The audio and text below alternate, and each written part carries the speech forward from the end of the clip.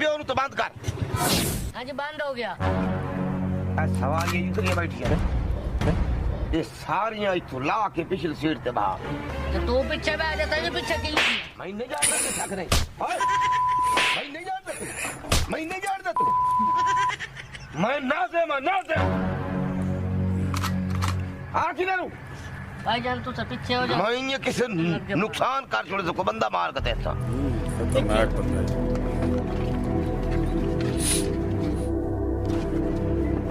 ओ जी मेरी गल सुन कोई बंदा अगली सीट से ना भागे। तेरे मगर सारी सवारी तो छोड़ जा। बकवास ना कर उल्लू दा पट्ठा जी मुसीबत नाज़िम दा पता ही नहीं नाज़िम जी हुंदा क्या शायद